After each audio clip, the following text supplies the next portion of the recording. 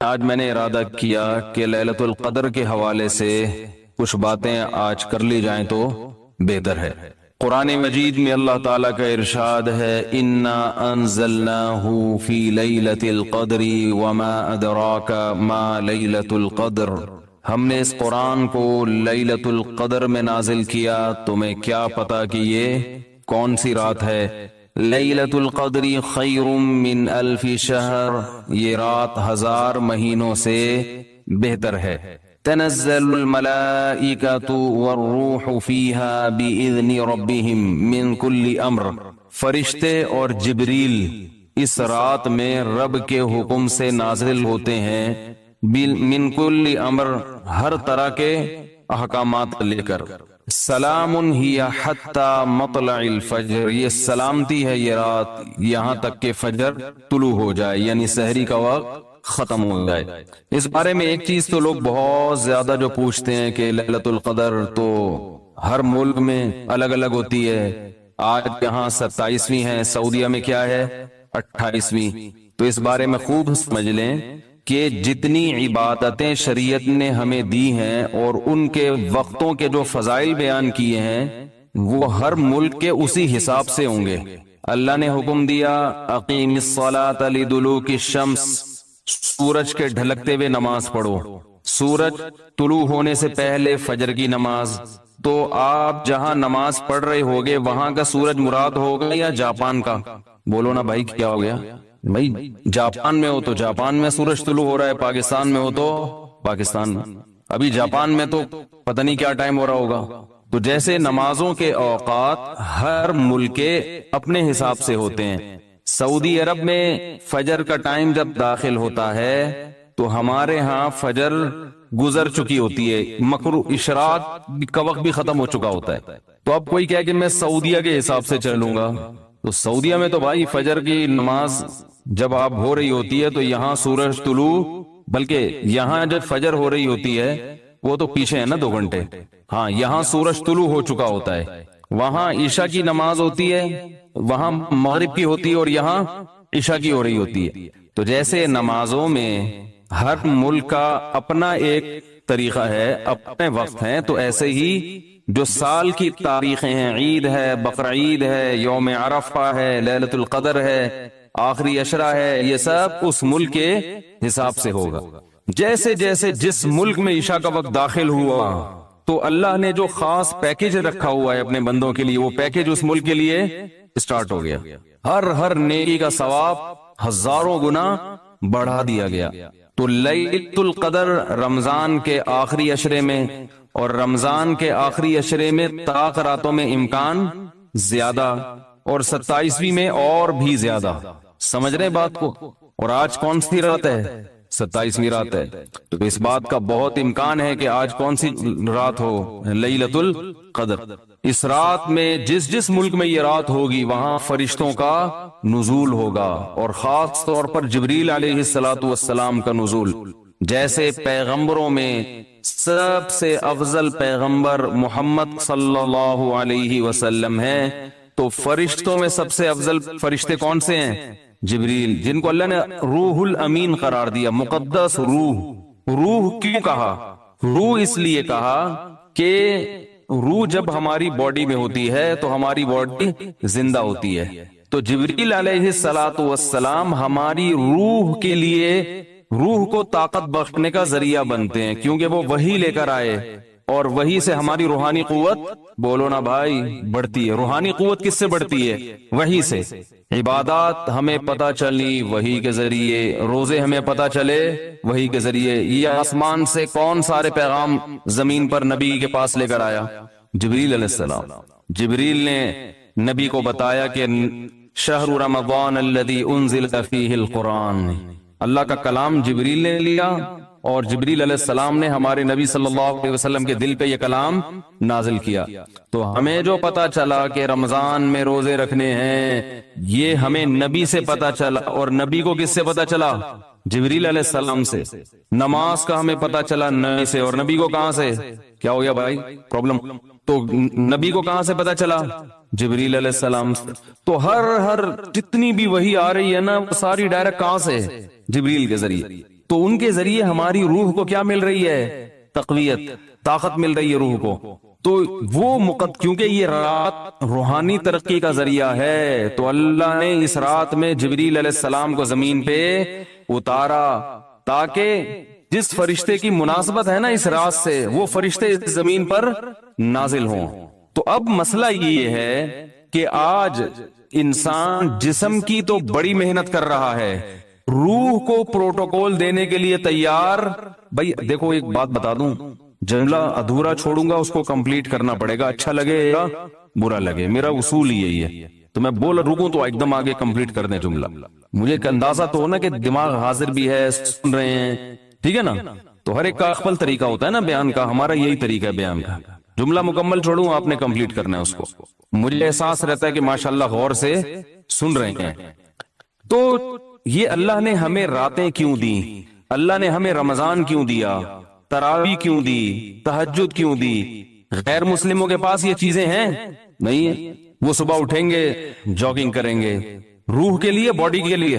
یہ بڑے ہالی ووڈ اور بالی ووڈ کے ایکٹروں کا بڑا سننے میں آتا ہے کہ باڈی کی فٹنس کا، فزیکل فٹنس کا بڑا خیال کرتے ہیں، صبح اٹھتے ہیں، جاگنگ کرتے ہیں. ہم پوستیوں کی طرح معذرت کے ساتھ ہماری قوم صبح اٹھتے ہی نہیں ہے. یہ جو ریز آ رہی ہیں نا، ریز، ہماری آواز ان ریز کی پشت پہ سوار ہو کر دنیا تک پہنچ رہی ہے. اچھا تو چارجنگ ختم ہو گئی تھی کیا؟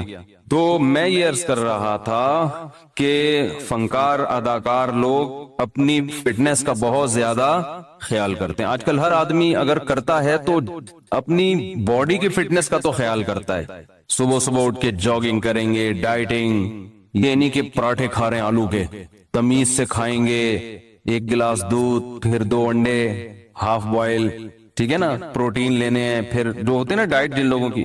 تو باڈی کی محنت تو آج کی جا رہی ہے، روح کو طاقت دینے کی کوشش نہیں کی جا رہی. حالانکہ انسان روح اور جسم دونوں کا مجموعہ ہے. بھائی ایک دفعہ اس کو لگا دیں، جو بار بار آپ اٹھ رہے بیٹھ رہے ہیں نا، میرا بڑا دماغ خراب ہو رہا ہے یا تو اس کو بند کر دیں، کوئی ضروری نہیں ہے، ریکارڈ کر لیں ویسے ہی. اس سے جو ہے نا بہت زیادہ ڈسٹربنس ہوتی ہے. ہو گیا تو ٹھیک ہے، نہیں تو وہ دوسرا کیمرہ لا کے ریکارڈ کر دیں، اس کو بند کر دیں. تو کیا کہہ رہا تھا میں؟ اپنی سیٹنگ اب ادھر سے سیٹ کریں اس کو، وہاں سے تو ہو گئی، اب ادھر سے بھی پانا لا کے نا میری اپنی سیٹنگ کو بھی سیٹ کریں. کیا کہہ رہا تھا میں؟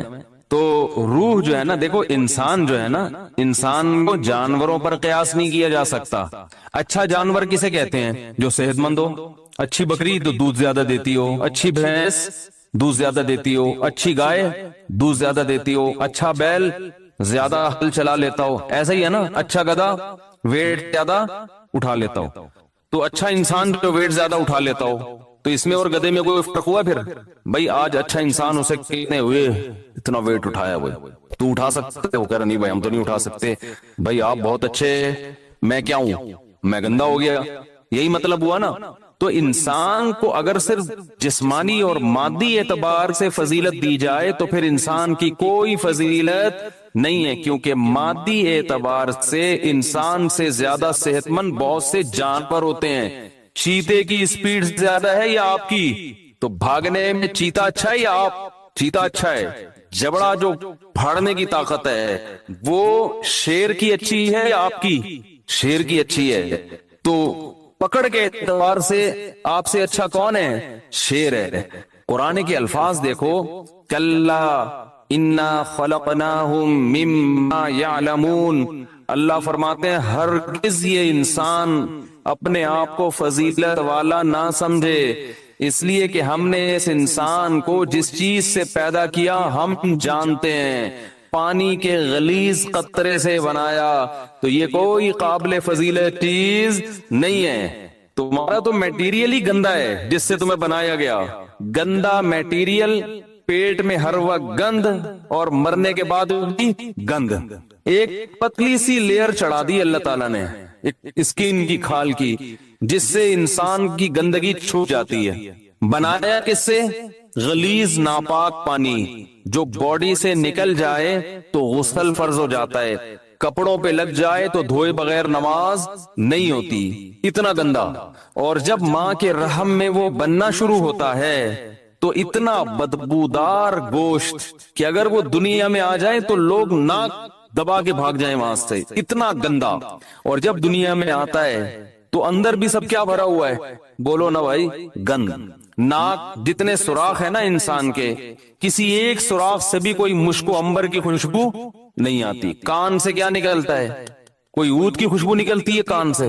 ویسے جب کانیں ہوتی ہے نا ان میں تو پتہ نہیں کیا نکلتا ہے، لیکن انسان کے کان سے گند نکلتا ہے۔ ناک سے کوئی مشک و عنبر کبھی دیکھا کسی کے نکلتے ہوئے؟ بھئی ناک سڑکتا ہے تو خوشبو کے بھبوکے آتے ہیں، کبھی دیکھا؟ بول دو نا نہیں دیکھا تو کیا ہو جا رہا ہے اس میں۔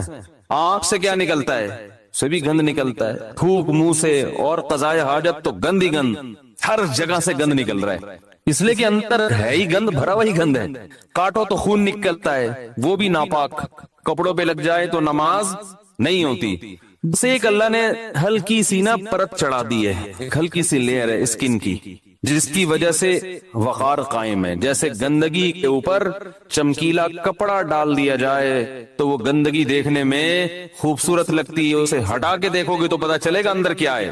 اور فیوچر انسان کا یعنی پاسٹ کیسا ہے؟ پانی کا غلیظ قطرہ۔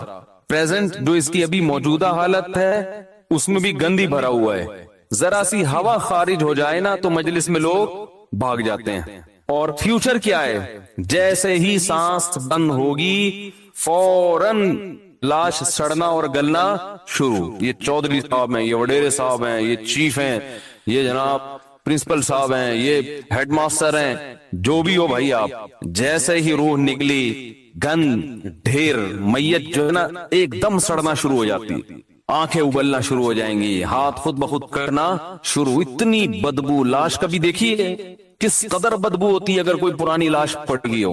اس لیے حکم ہے اس کو مٹی میں جا کے دباؤ۔ کیڑے کھانے، آنکھوں میں کیڑے، کان میں کیڑے، ناک میں کیڑے گھس رہے ہوتے ہیں کھانے کے لیے۔ یہ بڑے بڑے حسین اور جمیل لوگوں کا یہ حال ہوتا ہے۔ تو اللہ فرماتے ہیں کہ انسان تجھے جو میں نے فضیلت دی ہے وہ فزیکل فٹنس کی وجہ سے نہیں دی ہے، اس وجہ سے نہیں دی ہے کہ تیرے پاس وسائل بہت ہیں، وسائل کی وجہ سے بھی نہیں کہ تو بڑا پیسے والا ہے۔ انسان کو اللہ نے فضیلت دی ہے روحانی زندگی کی وجہ سے۔ جس کی روح اچھی ہوگی جسم سے نکلنے والے اعمال اچھے ہوں گے، روح گندی ہوگی جسم سے نکلنے والے اعمال گندے ہوں گے۔ کہتے ہیں نا موسیقی روح کی غذا ہے، گندے لوگوں کی روح کی غذا ہے، اچھے لوگوں کی روح کی غذا قرآن کی تلاوت اور ذکر اللہ ہے۔ ہمارے حضرت جب ذکر کیا کرتے تھے نا عجیب کیفیت ہو جاتی تھی۔ ایک شعر پڑا کرتے تھے، دم رکا سمجھو اگر دم بھر بھی یہ ساغر رکا، میرا دور زندگی ہے یہ جو دور جام ہے۔ کیا زبردست شعر ہے۔ اللہ کے ذکر کو نا شراب سے تعبیر کیا ہے، جیسے شرابیوں کو شراب محبوب ہوتی ہے نا، اور شراب خانے میں جب وہ جاتے ہیں، میں خانہ جسے کہتے ہیں، آواز صاف آ رہی کہ نہیں آ رہی؟ میں خانے میں شرابی جاتے ہیں تو شراب کے جام چل رہے ہوتے ہیں، ادھر ایک پیا ختم ہوا لیا دوسرا پیا، ٹھیک ہے نا؟ تو جیسے شرابی کو شراب سے عشق ہوتا ہے اور وہ کہتا ہے دم رکا سمجھو، کہہ رہے سمجھو میرا دم رک گیا، دم بھر بھی یہ ساغر رکا، ایک دم کے لیے بھی اگر یہ دور رک گیا تو میرا دم ختم، میں مر جاؤں گا، میں برداشت نہیں کر سکتا۔ میرا دور زندگی ہے یہ جو دور جام ہے، یہ جو شراب کا دور ہے نا یہی میری زندگی کا بھی دور ہے۔ میرے بلڈ کی جو سرکولیشن ہے وہ اسی سرکولیشن کی وجہ سے جو شراب کے پیالے جو گھوم رہے ہیں۔ تو حضرت اللہ کے ذکر کے بارے میں یہ شعر پڑھا کرتے تھے کہ اللہ کے ذکر کی ہمیں ایسی لت پڑ گئی ہے، ایسا چسکا لگ گیا ہے جیسے شرابی کو شراب کا چسکا لگتا ہے۔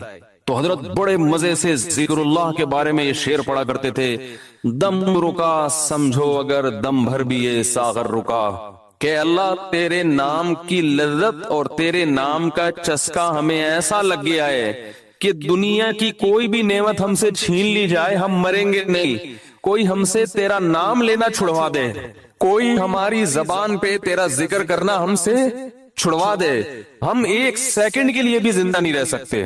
یہ کیفیت ہوتی کس کی بھائی؟ اہل اللہ کی، جن کی روح پاکیزہ ہوتی ہے، اور جن کی روح ناپاک ہوتی ہے جب تک وہ اداکاراؤں کے ڈانس اور ناچ نہ دیکھ لیں اور ان کے ناچ گانے کا میوزک نہ سن لیں، ان کی روح کو تسکین بولو نا بھائی نہیں ملتی۔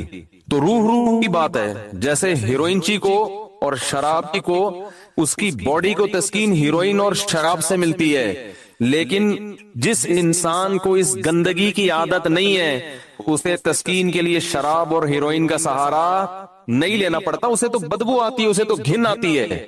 تو مسئلہ ہی سارا کس کا ہے بھائی؟ روح کا ہے۔ تو اللہ تعالی نے جبریل علیہ الصلاۃ والسلام کے ذریعے انسان کی روح کو طاقت دی ہے۔ تو روح پاکیزہ بنتی ہے برے اعمال کو چھوڑنے سے اور عبادت کرنے سے، اور جیسے جیسے عبادت کرتا ہے انسان روح اور زیادہ پاکیزہ ہونا شروع ہو جاتی ہے۔ یعنی اگر آپ کی روح میں پاکیزگی نہیں ہے تو آپ عبادت شروع کر دو، پیدا ہونا شروع، اور جیسے جیسے پاکیزگی آئے گی عبادت جو مشکل لگ رہی تھی وہ عبادت آسان ہونا شروع ہو جائے گی۔ تو آج باڈی کی طرف تو ہماری قوم کی تو نہ باڈی کی طرف توجہ ہے نہ روح کی، لیکن میں تو ان لوگوں کی بات کر رہا ہوں جو لبرل لوگ ہیں، وہ روح کو تو بالکل فوکس کرتے ہی نہیں ہیں، اور ہمارے ہاں تو نہ روح کی فکر اور نہ جسم کی فکر، کسی چیز فکر لیس، ٹینشن فری زندگی۔ ٹینشن تو فری نہیں ہے لیکن فکر فری کہہ سکتے ہیں، جس کی وجہ سے ٹینشن ہی ٹینشن، کیونکہ جب نہ ادھر کے نہ ادھر کے تو پھر ظاہر ہے کھا کھا کے دھماکے سے پھٹ جائیں گے، اور روحانی زندگی کا تو بیڑا غرق۔ تو رمضان میں اللہ تعالی دیکھو روح کو طاقت ملتی ہے نفس کے خلاف مجاہدہ کر کے۔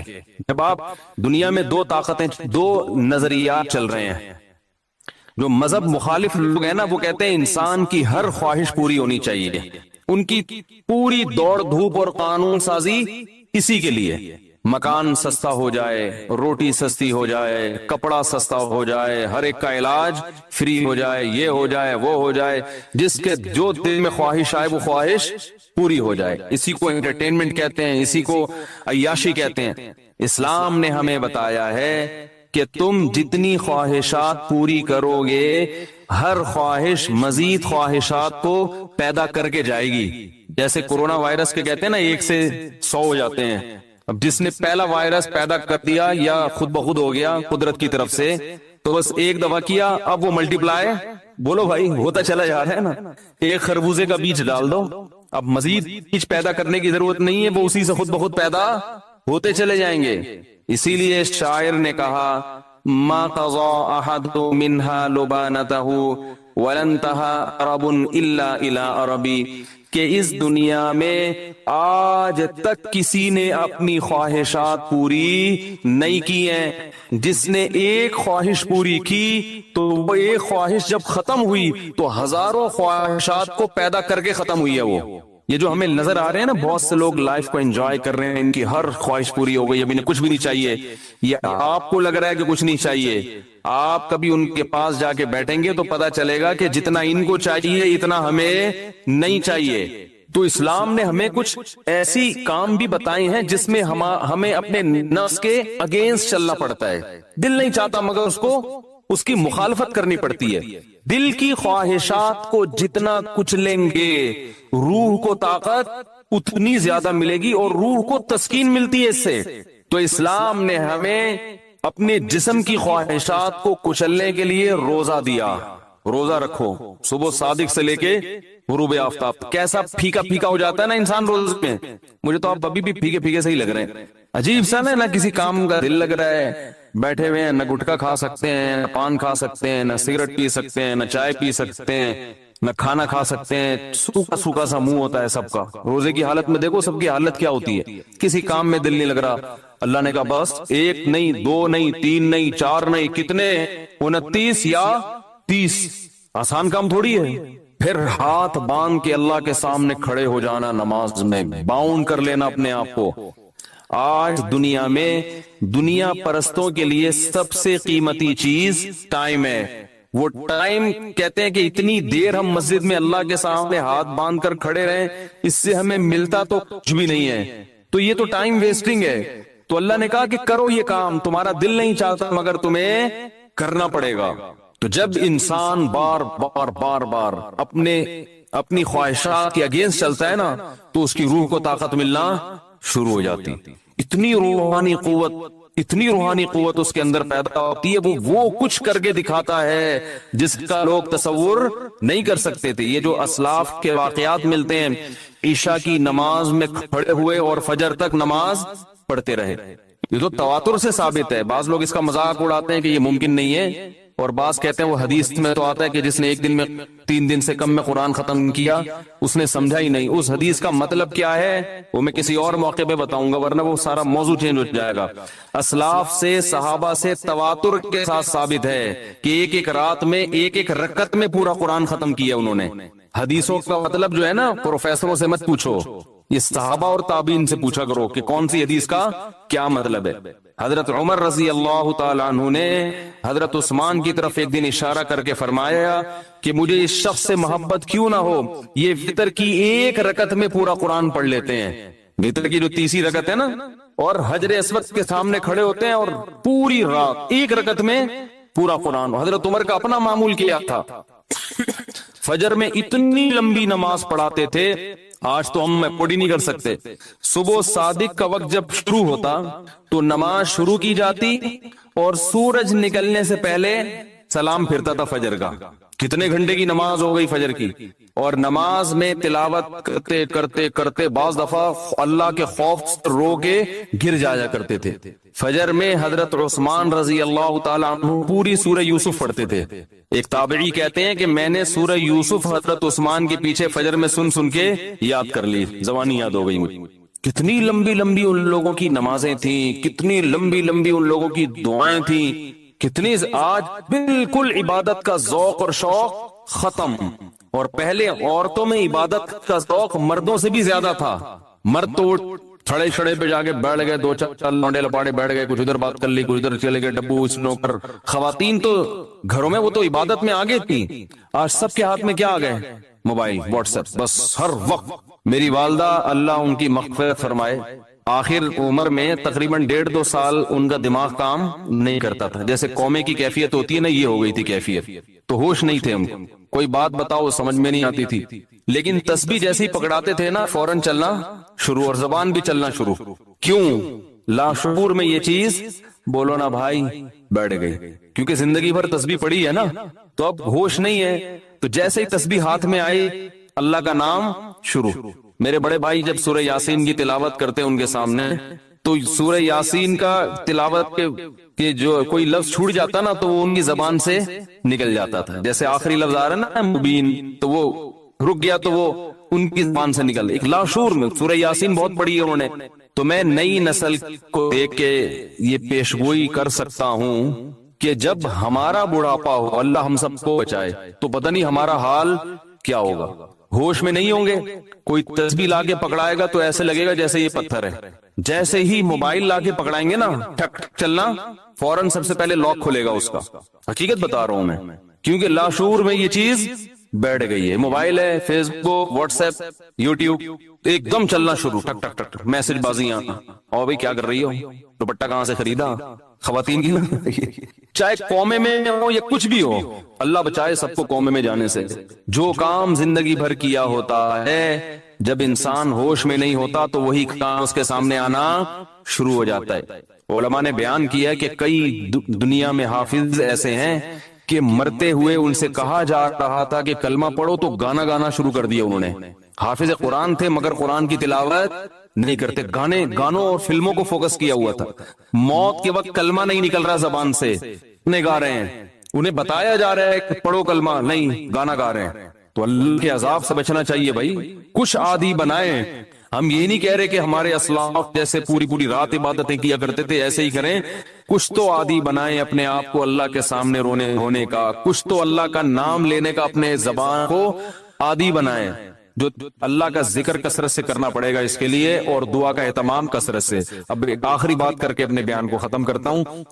دیکھو بھائی، لیلۃ القدر میں جو دعا ہم نے مانگنی ہے اس میں سب سے زیادہ فوکس اس دعا کو کرنا ہے کہ ہماری زندگی سے گناہ چھوٹ جائیں۔ لوگ گناہ چھوڑنے کے لیے تیار نہیں ہیں۔ پچھلی امتوں پر جو اللہ کی طرف سے عذاب آئے وہ تہجد چھوڑنے کی وجہ سے نہیں آئے، اشراق چھوڑنے کی وجہ سے نہیں آئے، وہ جو عذاب آئے تھے وہ گناہ کی وجہ سے آئے تھے۔ قوم لوط علیہ السلام پر عذاب کیوں آیا؟ لڑکوں سے فیلی کا گناہ کر رہے تھے۔ قوم سمود پر عذاب کیوں آیا؟ ناپ تول میں کمی، تنخواہ پوری لیتے کام ادھورا کرتے۔ آج ہر آدمی یہی کر رہا ہے، دفتر میں کام پورا نہیں کرے گا، تنخواہیں پوری لی جا رہی۔ پولیس میں سب سے ایماندار وہ آفیسر سمجھا جاتا ہے جو رشوت نہیں لیتا، حالانکہ اتنا کافی نہیں ہے، بلکہ یہ بھی ضروری ہے کہ اپنی ڈیوٹی ٹائم پہ دیتا ہو۔ بھائی رشوت لینا بھی حرام ہے، لیکن کام کیے بغیر تنخواہ لینا کہاں سے جائز ہو گیا ہے؟ بھائی گورنمنٹ کے اداروں میں جو اسکول اور یونیورسٹیاں ہیں وہاں پروفیسر حضرات اور ٹیچرز اگر وہ دل جمعی کے ساتھ بچوں کو نہیں پڑھا رہے ہیں اور سیلری پوری لے رہے ہیں تو وہ سیلری قوم سمود میں داخل ہوگا کہ نہیں ہوگا کہ کام ادھورا، اور جب حق لینے کی باری آئی پورا اور دینے کی باری آئی تو اس میں ڈنڈی مارتے ہیں۔ کتنا قرآن مجید نے والدین کا حق بیان کیا ہے، لا تقل لہما اف، اف بھی نہیں کرنا ہے، بہت زیادہ قضا کا لفظ استعمال کیا۔ تیرے رب نے فیصلہ کر دیا کہ ماں باپ سے اچھا سلوک کرنا ہے، فیصلے کا لفظ استعمال کیا۔ کہتے ہیں نا عدالت نے فیصلہ سنا دیا، اس کی ویلیو ہوتی ہے۔ ایک جگہ فرمایا ووصینا، وصیت کر دی ہے۔ وصیت کہتے ہیں مرتے ہوئے جو انسان جو بات کہہ کے جا رہا ہوتا ہے۔ اللہ پر تو موت نہیں آ رہی، لیکن اللہ کہہ رہے ہیں اتنی تاکید سے یہ بات کہہ رہا ہوں جیسے کوئی دنیا سے جانے والا کس تاکید سے کہتا ہے نا تو وہ معمولی حکم نہیں ہوتا، بہت سخت آرڈر ہوتا ہے۔ تو والدین کے بارے میں بھی اللہ نے کہا معمولی حکم نہ سمجھنا، بہت شدید آرڈر دے رہا ہوں کہ والدین کے ساتھ اچھا سلوک کرنا ہے، خدمت کرنی ہے۔ ایسے لوگ ہیں 10-10 سال سے والد صاحب قومے میں گئے ہوئے ہیں، خدمت کر رہے ہیں ان کی وہ۔ اور ایسے لوگ بھی میں نے واقعہ سنایا تھا نا پچھلے ہفتے کا، اپنے باپ کو لے کے جا رہے ہیں ہاسپٹل، باپ بول رہا ہے زیادہ تو ابا کو کہہ رہا ہے ابا چپ کر جاؤ ورنہ عیدی سینٹر میں جمع کرا دوں گا، چپ کر جاؤ ورنہ اولڈ ہوم میں جمع کرا دوں گا۔ زیادہ نہیں، یہ بہت گھٹیا جملہ ہے، بہت غلیظ جملہ ہے یہ۔ آپ نہیں کہہ سکتے باپ کو یہ جملہ، وہ جو مرضی بولے، آپ نے بہرحال اس کی خدمت کرنی ہے، ماں کی بھی اور باپ کی بھی، تو بہت بڑا حق ہے۔ تو لیلۃ القدر میں ان گناہوں سے توبہ کرنی ہے۔ اگر توبہ کی توفیق نہیں مل رہی تو اللہ سے توبہ کی توفیق مانگنی ہے کہ اللہ میرے باپ کے ساتھ میرا سلوک اچھا نہیں ہے، تو مجھے باپ کے ساتھ نرم لہجے میں بات کرنے کی توفیق عطا فرما۔ مائیں بیٹیاں ماؤں کے ساتھ اچھا سلوک نہیں کرتی، گریبان پکڑتی ہیں ماؤں کا، تانے دیتی ہیں۔ کہیں شادی ہو گئی نا بچے کی غلط سسرال، ماں کو تانے دیں گی آپ نے کرایا یہ۔ وہ بھائی ماں کب بیٹی کے لیے برا سوچتی ہے؟ مقدر میں تھا، ہو گیا، آپ نے کیا یہ آپ کی وجہ سے ہوا ہے۔ بہت غلیظ جملہ ہے، تانے دیے جا رہے ہیں، برا بلا کہا جا رہا ہے۔ تو اللہ سے ان بیٹیوں نے ہاتھ اٹھا کے توبہ کرنی ہے، اللہ ماں کے ساتھ بدسلوکی اس جرم سے میں توبہ کرتی ہوں، اے اللہ تو مجھے اس توبہ پر قائم رہنے کی توفیق عطا فرما۔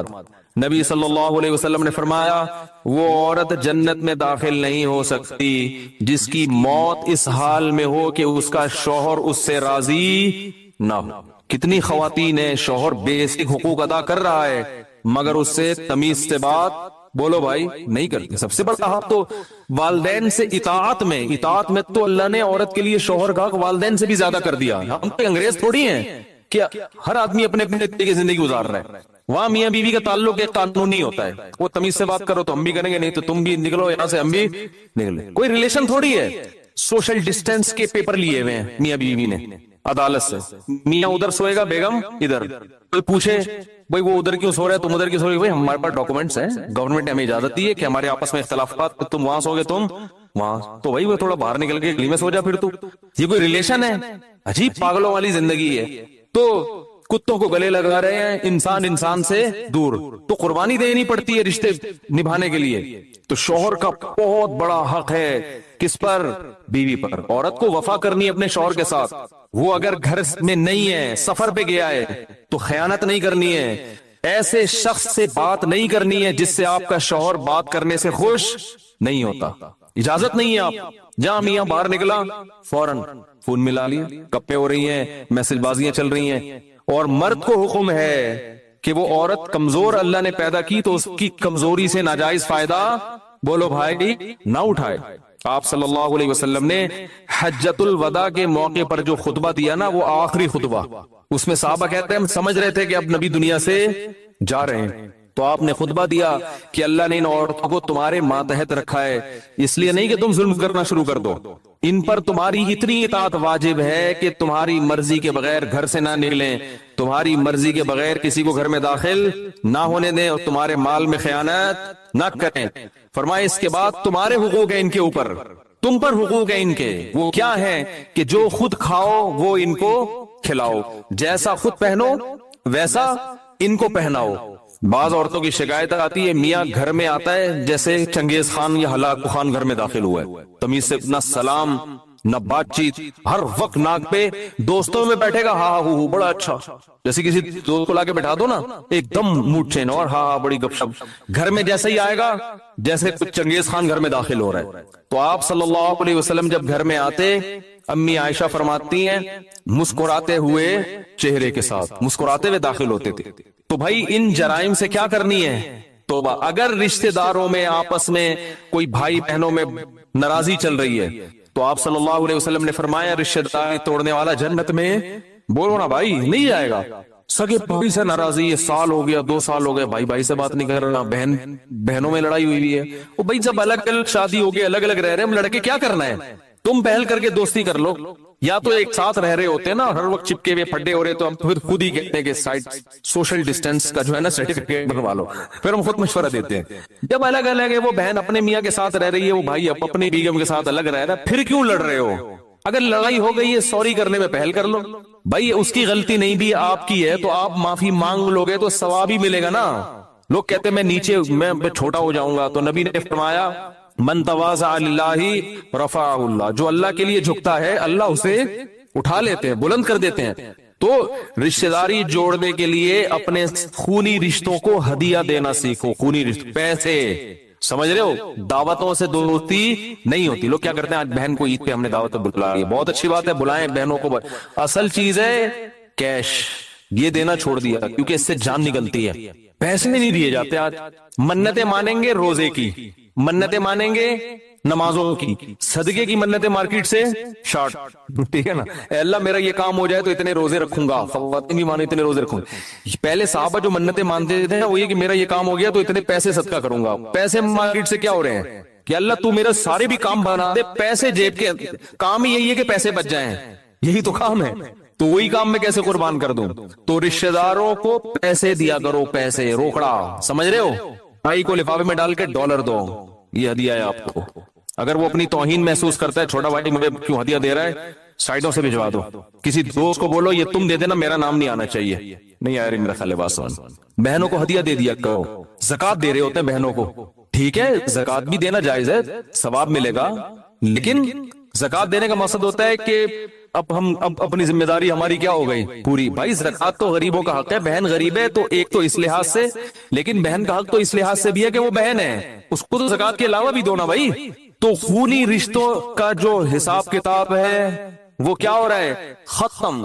ایک بات میں خواتین سے کہتا ہوں، آپ کے بچوں پہ اگر آپ کا دیور ہاتھ اٹھائے تو آگے سے بولا مت کرو، بچے پہ باپ کا بھی حق ہے، چچا کا بھی حق ہے تربیت میں، وہ بھی تو لگتا ہے نا کچھ۔ چچا نے اگر اپنے بھتیجے پہ سختی کی، ڈانٹ دی، تو بچے کو یہ نہ سکھایا کرو کہ تم کون ہوتے ہو میری اولاد پہ ہاتھ اٹھانے والے، بچے کو بتاؤ کہ یہ بھی آپ کے چاچو ہیں، ان کا بھی رشتہ ہے، یہ بڑے ہیں، اگر انہوں نے کبھی ہاتھ اٹھا لیا، کبھی سختی کر لی تو بیٹا برداشت کرنا ہے۔ فوراً لڑائی شروع ہو جاتی ہے، دیور نے ہاتھ اٹھا کے مارا تو اپنے میاں کو بتاتی ہیں بھائی آپ تو چلو باپ ہو، یہ کون ہوتا ہے ہمارے معاملات میں دخل اندازی کرنے والا؟ وہ پھر کبھی بھی دخل اندازی نہیں کرے گا، کہے گا جاؤ تمہارے بچے تم سنبھالو۔ پھر وہ جب بھتیجی بڑی ہوگی، اس کی شادی بھی گئی، فکر ہوگی بھائی تمہاری ٹینشن ہے، ہماری ٹینشن، ارے بول لو نا یار، نہیں ہے ہماری ٹینشن نہیں۔ پھر جب وہ بیٹا بڑا ہوگا، اس کو روزگار کی ضرورت ہوگی، چاچو بولے گا تمہاری ٹینشن ہے میری ٹینشن نہیں ہے، میں کیوں تعاون کروں بزنس میں، میں کیوں جاب دلواؤں، میرے تعلقات ہیں میں کیوں دلواؤں، میرا کیا ہے، ہاتھ تو اٹھانے دیا نہیں، اس وقت غیر تھا، اب اپنا کیسے بناؤں؟ ہم تو بھائی اپنے باپ سے بھی پٹے ہیں الحمدللہ، ابا سے تو بہت ہی پٹے ہیں، تمیز سے، طبیعت سے، اماں سے بھی پٹے ہیں، بھائیوں سے بھی پٹے ہیں، اور ہمارے بچے ہیں، ہمارے بھائی ان کو ڈانٹ دیں، ہم نے تو کبھی نہیں کہا کہ بھئی کیوں ہم تو کہتے ہیں آؤ کبھی ڈانٹو کبھی پیٹو اپنے بھائیوں کو. ہمارا ابھی بھی کوئی بیان سنو گے تو بھائی کبھی کٹ لگائے یار بچوں کی, ہمیں بھی اچھا لگے گا, بچوں کو احساس ہوگا بھائی یہ بھی کچھ لگتے ہیں. تو خواتین سے محبت کی کا حکم ہے, ان کو باپ بنانے کی اجازت بولو بھائی نہیں. اگر آپ کی بیوی آپ کے بھائی کو بچوں پہ سختی کرنے یا نصیحت کرنے نہیں دے رہی تو بیگم کو بتاؤ بیگم اس میں تمہارا نقصان ہے, اس سے ریلیشن کیا ہوگا کمزور, ریلیشن کمزور ہو جائے گا اس سے. کل میں زندہ رہتا ہوں نہیں رہتا کس کو پتا ہے, میں مر جاتا ہوں تو یہی باپ بن کے پالے گا اس کو, بھائی پالتے ہیں نا, چچا ہی تو پالتے ہیں پھر. تو اسی کا ماموں ہے, ہم تو بھائی اپنے ماموں سے تک ڈانٹ کھاتے ہیں, اب تک ڈانٹ کھاتے ہیں. کبھی ہمارے ماموں نے آگے ڈانٹا ہو تو ہمارے ابا کو شکایت نہیں, ابے تم کون ہوتے ہو آگے ایسا ہے, میرے بچے ہیں سسرال کا, میں اپنے سسرال کی انٹرفیئرنس برداشت نہیں کروں گا. یہ اب کے ڈائلاگ ہے, پرانے زمانے میں اس کو بد اخلاقی سمجھی جاتی تھی, بدتمیزی سمجھا جاتا تھا اس کو. کیسے سمجھائیں بھائی, کاش پولیس کی سمجھ میں آ جائے تو پھر پولیس سمجھائے گی آپ کو, لیکن ان کو بھی سمجھانا بہت مشکل. تو ماموں بھی بڑا ہے بھائی, وہ آپ کی ماں کی طرف سے بڑا ہے نا. ماموں نے آگے بھانجوں پہ ہاتھ اٹھا لیا تو شوہر بچوں کے باپ کو تکلیف ہو کہ تمہارے بھائی میرے بچوں پہ سختی کیوں کر رہے ہیں. بھائی تمہارے بھائی اس کے بچوں کے ماموں لگتے ہیں تو ماموں کا حق ہے کہ بھانجوں کو سلواتیں سنائے, ڈانٹے. پٹھانوں میں ایک چیز بڑی اچھی ہے, کوئی بھی کوٹ کے چلا جائے, خاندان میں سب کیا ہوتی ہے ٹائٹ ہے, فیملی ریلیشن بڑا مضبوط ہے. آپ کے پی کے جائیں پشاور اور یہ سوات وغیرہ, میں تو جاتا رہتا ہوں نا. کزن آئے گا نا, وہ کہے گا بچے کھیل رہے ہوں گے نا, کزن بڑا کزن ہے, وہ آ کے بچوں کو چٹکی دکھائے گا, بولے چلو شاباش مغرب ٹائم ہو گھر. سارے بچے اس کے بھتیجے بھانجے اپنے بچے سب ایک ہی طرح سے ڈیل کر رہے ہوتے ہیں. وہ نہیں دیکھتے کہ یہ میرا ابا ہے یا چاچا ہے یا تایا ہے ماموں ہے. خاندان کا ایک بڑا آئے گا چٹکی بجائے گا, بولے پتلی گلی سے نکلو, سارے چلے جائیں. کیونکہ خاندان کے سارے بڑوں کو باپ جیسا رائٹ ہی حاصل ہے. سارے ننیال کو ماں کے حقوق ہیں اور سارے ددیال کو باپ کے حقوق.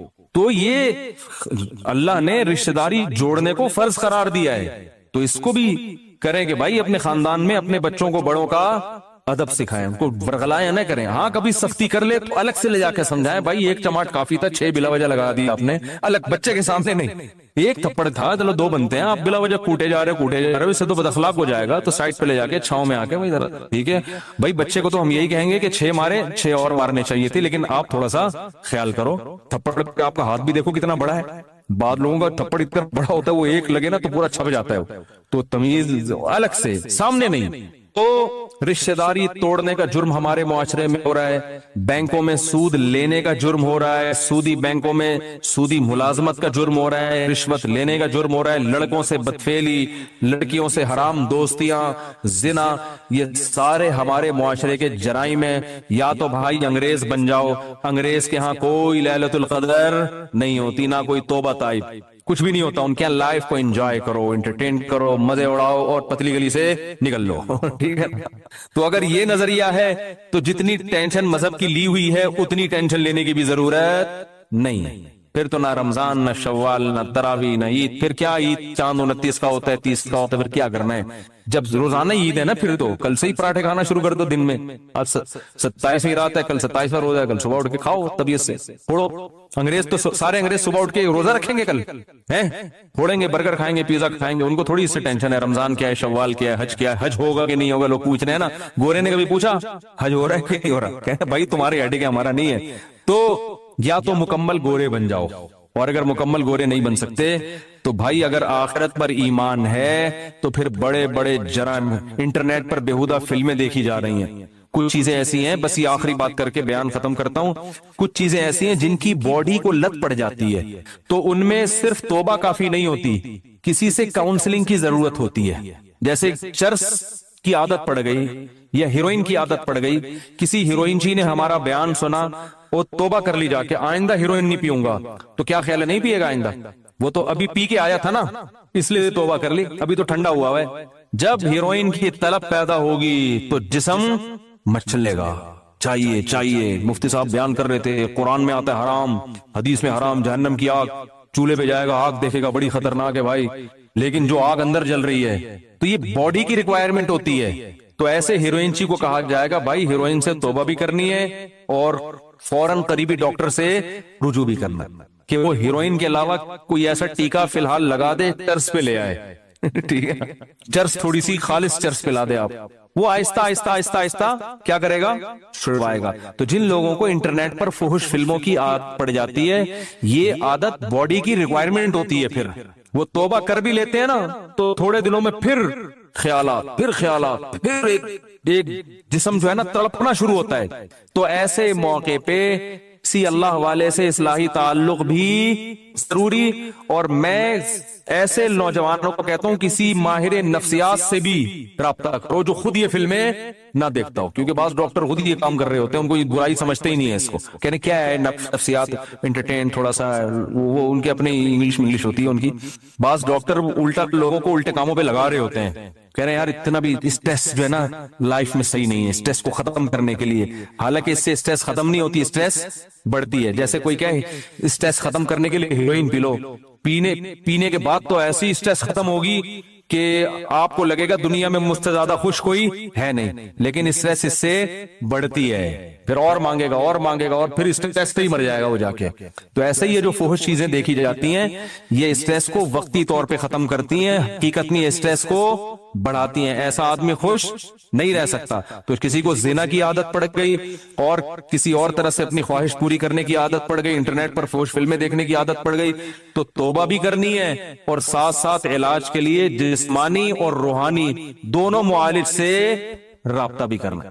جسمانی معالج تو ماہر نفسیات ہیں، بہت سے ماہر نفسیات کو اللہ نے بڑی مہارت دی ہوتی ہے، ان سے رابطہ کریں. ملک میں بہت ہیں، کراچی میں بہت ہیں، ان کے پاس جائیں، بولیں بھائی اگر وہ کہنا کوئی فرق نہیں پڑتا، بولو بھائی فرق پڑتا ہے، مجھے یہ بیماری چھڑواؤ، ٹھیک ہے نا، مجھے یہ عادت چھڑوانی ہے، میں آپ کو فیس اسی چیز کی دوں گا، جس دن آپ نے چھڑوا دیا اتنے پیسے آپ کے. لیکن وہ ایڈوانس میں لے لیتے ہیں فیس. تو کچھ خرچ کرو نا اللہ کے لیے. تو ماہر نفسیات کے پاس بھی جائیں اور اللہ والوں سے اصلاحی تعلق بھی قائم کریں.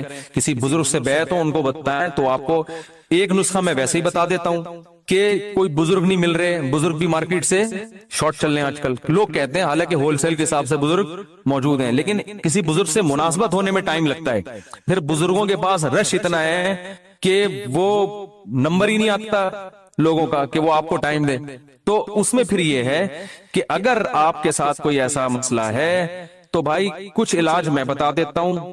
سب سے پہلا، تبلیغ میں 4 مہینے کے لیے نکل جاؤ. ایسی کی 4 مہینے تو کچھ دیکھنے کو نہیں ملے گا، اس سے نہ دیکھو. جیسے گناہ کرنے کی عادت پڑتی ہے کر کے، تو چھوٹنے کی عادت پڑتی ہے چھوڑ کے. کچھ دن دل مچلے گا، جب ایک طویل عرصے تک نہیں دیکھو گے تو پھر دیکھنے کی عادت ختم. کچھ دن تو مچلے گا دل، 4 مہینے کے بعد دل کرے گا بھاگوں یہاں سے میں. لیکن تبلیغ میں ایک ماحول ملتا ہے، بہت دن تک گناہ سے دور رہیں گے تو انشاءاللہ عادت چھوٹ جائے گی. واپس آئے، پھر شیطان نے ورغلا کے گناہ کروا دیا، دوبارہ نکل لو. ایسی کی بولو نا، ایسی کی تیسی اس لیے کہہ رہا ہوں کہ پھر کاروبار، دکان کا ہر بھاڑ میں جائے کاروبار. پہلے انسان کا بچہ تو بنے آدمی، وہ تھوڑا نقصان کر لو کچھ نہیں ہوتا. پڑھائی اگلے سال ہوئی، کورونا کی وجہ سے اگلے سال ویسے ہی ہو رہی ہے نا، تو ایک اپنی اصلاح کی وجہ سے ہو جائے گی. تھوڑی قربانی دو گے تو بھائی دین آئے گا. تو تبلیغ میں بہت فائدہ ہوتا ہے. ایک کام سمجھ میں آ گیا، یہ ان لوگوں کے لیے جن کو اصلاحی تعلق فی الحال میسر نہ ہو، ورنہ تو اصل تو یہ کسی شیخ سے، بزرگ سے بیعت ہو جاؤ. دوسرا کام یہ کرنا ہے کہ اپنے آپ کو بے لگام نہیں چھوڑنا ہے. آپ نے انٹرنیٹ پر بیہودہ فلمیں، فحش فلمیں دیکھنے سے توبہ کر لی اور کوئی برائی سے توبہ کر لی، توبہ تو لازمی کرو، صحیح ہے نا، پکی ڈھکی توبہ. لیکن ایک ارادہ کرنا ہے کہ آئندہ مجھ سے اگر شیطان نے گناہ کروایا تو یہ گناہ فری میں نہیں پڑے گا.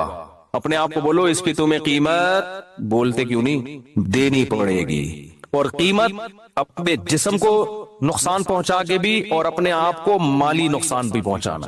سمجھ میں نہیں آ رہی بات؟ پینلٹی لگے گی بھائی، جرمانہ ہوگا. اب وہ ہر آدمی اپنی تنخواہ کے حساب سے، آپ کی تنخواہ 1 لاکھ ہے، 10,000 20,000 اور خرچے بھی دیکھو نا. پتا چلا جرمانہ اتنا دے دیا کہ کھانے کے لیے گھر میں روٹی ہے نہیں، فلمیں ہی دیکھ رہے سارا دن بیٹھ کے. اب کوئی کرنے دھرنے کا کام ہے ہی نہیں. اتنا زیادہ جرمانہ نہ ہو کہ بچے متاثر ہو، ان کی فیسیں ہی نہیں جا رہی، یا کوئی چھڑے چھاٹوں میں. یہ کمانڈو زیادہ ان کے تو فیسوں کے مسئلے نہیں ہوتے، یہ زیادہ بیماری چھڑے چھاٹوں میں ہوتی ہے. اور جس چھڑے چھاٹ نے بیماری چھوڑی نہیں نا، کم وقت شادی کے بعد چھوڑتا نہیں ہے، پھر وہ دنیا چھوڑ دے گا، یہ بیوی چھوڑ دے گا، یہ بیماری نہیں چھوڑتا وہ. تو اپنے علاج کی فکر کرو، ورنہ قبر میں بھی یہی دل چاہے گا جن کو یہ لت پڑ جاتی ہے. تو کیا کرنا ہے؟ اپنے آپ کو سزا دینی ہے، مالی بھی اور جسمانی سزا روزہ رکھ لے انسان, بھوکا پیاسا رکھے, صحیح ہے. یا روزہ نہیں رکھ سکتا, بھائی اگر مجھ سے یہ گناہ ہوا تو میں 24 گھنٹے کے اندر 50 رکعتیں 100 رکعتیں نوافل کے پڑھوں گا. وہ اتنے زیادہ بھی سزا نہ ہو کہ پڑھنا ہی مشکل ہو جائے, اتنی ہلکی بھی نہ ہو کہ سزا کا عنصر اس میں سے ختم ہو جائے. تو اصلاحی تعلق میں فائدہ ہوتا ہے کہ ہر بزرگ ہر ایک کے حالات دیکھ کر اس کے لیے خود سزا تجویز کرتے ہیں کہ آپ کی تنخواہ اتنی, آپ کم از کم اتنے پیسے صدقہ کرو. اب آپ نے اگر کہا کہ 5 روپے صدقہ کروں گا اگر مجھ سے گناہ ہوا, تو آپ کہو گے دیکھتے رہو شام کو 100 روپے دے دوں گا, کیا جا رہا ہے 100 روپے میں. اور آپ نے کہا 5 لاکھ صدقہ کروں گا, تو بس ایک ہی دفعہ ہوگا صدقہ, اس کے بعد دوبارہ گناہ تو ہوگا, صدقہ نہیں ہوگا. تو وہ اپنے حالات دیکھ کر نہ اتنا تگڑا جرمانہ ہو. بھائی لائف جا رہا ہے بیان, کتنے لوگ ہیں, چلو اچھی بات, یہ کام کی بات ہے نا, لوگوں سنے 5,000 روپے آپ نے اپنے اوپر متعین کر لیے کہ میں صدقہ کروں گا. ایک نارمل تنخواہ والے کے لیے یہ ٹھیک ہے. پھر یہ بھی دیکھنا ہے کہ یہ گناہ بار بار ہوگا تو بار بار صدقہ کرنا ہے. تو اتنی کیونکہ ایک دم سے نہیں چھوٹتی یہ چیزیں. حوصلے والے لوگ تو ہیں کہ چھوڑا تو بس چھوڑ دیا, لیکن ایسے حوصلے والے مارکیٹ میں شارٹ ہے نا. اصل تو حوصلہ یہ چھوڑ دیا تو چھوڑ دیا, ایسی مر جائیں گے نا, کوئی بات نہیں مر جائیں. جگر مراد آبادی شراب سے توبہ کی تھی تو بیمار ہو گئے, مرنے لگے, تو ڈاکٹروں نے کہا, حکیموں نے کہا کہ تھوڑی سی پی لیں. انہوں نے کہا مر جائیں گے نا, تو کیا ہو گیا بھائی, جنت میں چلے جائیں گے. جب شراب سے توبہ جنت میں جانے کے لیے تو کی ہے, تو مر گئے تو اور کیا چاہیے. لیکن ایسا اسٹیمنا یہ جگر کا ہو سکتا ہے, جس کے جگر نہیں ہے ہر ایک کے پاس ایسا جگر ہوتا نہیں ہے. تو اصل تو یہ ہے, نہیں چھوٹ رہا تو بھائی فری شیطان کو بے لگام نہ کر دو, سزا دو. جیسے ہی گناہ ہوگا 2 رکعت توبہ کے ساتھ گڑ گڑانا بھی ہے کہ اللہ ہو گیا اب نہیں کروں گا, صحیح ہے نا. شیطان کہے گا پہلے بھی تو یہی کہا تھا اب نہیں کروں گا, دوبارہ یہی کہہ رہے اب نہیں کروں گا. تو شیطان کو بولے جب اللہ توبہ قبول کرنے کے لیے تیار ہے تو تیرے پیٹ میں مروڑ کیوں ہو رہا ہے, صحیح ہے نا. شیطان پتہ ہے توبہ چھڑوا دیتا, کہہ رہے تیرے سے تو بار بار یہی کہہ کے جاتا ہے پھر کر لیتا ہے, تو چھوڑ اب نہیں کر. تو شیطان سے بول کہ جب گناہ کرتے ہوئے شرم نہیں آ رہی تھی, حالانکہ توبہ کر کے گیا تھا نا, تو توبہ کرتے ہوئے شرم کیوں آئے بھائی. شرم تو گناہ کرتے ہوئے آنی چاہیے تھی کہ ابھی توبہ کر کے گیا ہوں پھر گناہ کر رہا ہوں. کرتے ہوئے شرم نہیں آ رہی, گناہ کرتے ہوئے توبہ کرتے ہوئے شیطان جو ہے نا آپ کو شرمیلا بنانے کی کوشش کر رہا ہے. تو کیا کرنا ہے, گناہ ہو جائے تو فوراً سب سے پہلے تو 2 رکعت پڑھ کے اللہ سے معافی مانگ کے توبہ, اور فوراً اپنے اوپر جو آپ نے پہلے سے سوچا ہوا تھا, اس وقت نہیں سوچنا, پہلے سے سوچا ہوا تھا اگر یہ گناہ ہو گیا تو اتنے پیسے صدقہ کروں گا, یا نہیں اتنے پیسے بھی اور اتنے روزے بھی یا اتنی نمازیں. جسمانی سزا میں نماز یا روزہ, اور مالی سزا میں پیسے. بعض لوگوں کی طبیعت میں سخاوت ہوتی ہے, وہ گناہ کرتے ہیں وہ پورے پیسے ہی اڑا دیتے ہیں, ان پہ پھر اس کا اثر نہیں ہوتا. لہذا ہم دونوں سزائیں بتاتے ہیں کہ جسمانی بھی ہو اور مالی بھی ہو. سمجھتے ہیں کہ نہیں سمجھتے ہیں, تو یہ پھر خود سے متعین کرنا ہے. اس سے کیا ہوگا کہ چپت پڑنا جب شروع ہوگی, کہتے ہیں نا آئینہ بنتا ہے رگڑے لاکھ جب کھاتا ہے دل, کچھ نہ پوچھو دل بڑی مشکل سے بن پاتا ہے دل. دل کے جب رگڑے لگتے ہیں تو آہستہ آہستہ چمک پیدا ہونا شروع. تو گناہ کے بعد جب سزا ملے گی تو پھر اگلی دفعہ گناہ کرتے ہوئے خیال آئے گا کہ یار جیب سے پیسے نکلیں گے. سوچ لے تو سارے پیسے اسی میں اڑانے ہیں کیا. لیکن ایک بات خوب سمجھ لو کہ پھر بھی گناہ ہو سکتا ہے, پھر صدقہ ہوگا, پھر گناہ ہوگا, پھر شیطان حملہ کرے گا کہ یار صدقہ کرنے سے بھی فائدہ نہیں ہو رہا, لہذا صدقہ کرنا چھوڑ دے. یہ شیطان کا حملہ ہے. فائدہ ہو رہا ہے, آہستہ آہستہ ہو رہا ہے, آپ کو محسوس نہیں ہو رہا. یقیناً جتنا پہلے کرتے تھے اس میں لازمی کمی آئے گی. سمجھ میں آ رہی ہے بات, کمی آنا شروع ہوگی. یہ ایسے ہی جیسے آپ کو کسی نے کہا کہ جم جاؤ ویٹ اٹھاؤ تو طاقت آئے گی. اب آپ نے پہلے دن بٹن اٹھائے نا تنکے کے دونوں طرف. ہمارے ایک دوست تھے بہت ہی باریک سے, کہہ رہے تھے میں چاہتا ہوں موٹا اٹھ جاؤں. میں نے کہا جم جایا کرو یار, تو میرے سے وزن ہی نہیں اٹھتا. میں نے کہا لائٹ ویٹ اٹھا لو یار, 5-5 kg اٹھا لو. کہہ رہے نہیں 5-5 kg. میں نے کہا 2.5 kg اٹھا لو. وہ واقعی بہت باریک تھے, کہہ رہے وہ بھی نہیں اٹھتا. میں نے کہا ایک تنکا لو, ایک طرف بٹن لگاؤ, ادھر بھی بٹن لگاؤ ادھر بھی بٹن, وہ اٹھاؤ, یہ تو اڑ جائے گا نا. میں نے کہا خود یہ بٹن اٹھائے ہوئے کہ نہیں اٹھائے ہوئے. کہہ رہے یہ تو آپ مذاق کر رہے ہو. میں نے کہا آپ کون سا, آپ بھی تو مذاق ہی کر رہے ہو بھائی. کوئی تو ایک حد ایسی ہوگی جہاں ویٹ آپ سے اٹھے گا. تو یہ بٹن اٹھاؤ تنکے سے, پھر 2 بٹن لگا دو, پھر ویسٹ کوٹ کے بٹن بڑے والے لا کے لگا دو. ایک دن آئے گا انشاءاللہ بٹن کی جگہ لوہے کی پلیٹیں آ جائیں گی. تو یہ کیوں ہے, فائدہ ہوتا ہے, نظر نہیں. آہستہ آہستہ اسٹیمنا بڑھتا ہے. باڈی بلڈر پہلے دن اگر دیکھے گا کچھ بھی نہیں ہے, 1 سال کے بعد دیکھے گا بولے گا بھائی پہلے تو ایسے نہیں تھے. پہلے تو قمیض اتارتے تھے, ڈاکٹر کو ایکس رے کرنے کی ضرورت پڑتی نہیں تھی, یہیں سے نظر آ جاتا تھا پھیپڑوں میں کتنا پانی آیا ہوا ہے. ٹھیک ہے, تو آہستہ آہستہ ہوتا ہے. تو اسی طرح یاد رکھو, جب پینلٹی لگاؤ گے, اپنے اوپر جرمانہ دو گے, توبہ بھی کرو گے, لگے گا تو یہ کہ کوئی فائدہ نہیں ہو رہا, لیکن آہستہ آہستہ فائدہ. بھائی 10-15 سال کی عادت ہے, 2-4 سال تو لگ سکتے ہیں نا چھوٹنے میں. تو ہمت نہیں, ہار نہیں, ٹھنی اس سے ہے دشمنی عمر بھر کی, کبھی وہ دبا لے کبھی تو دبا لے. شیطان سے پھڈا ہمیشہ گئے, ابھی تک تو شیطان ہی دباتا رہا ہے. آج ہم بھی ٹرائی کرتے ہیں, دبانے کی کوشش کرتے ہیں نا, ایک دن آئے گا انشاءاللہ کچھ چل دو گے شیطان. تو مایوس نہیں ہونا ہے, چھوڑنے کی کوشش بولو نا بھائی کرنی ہے.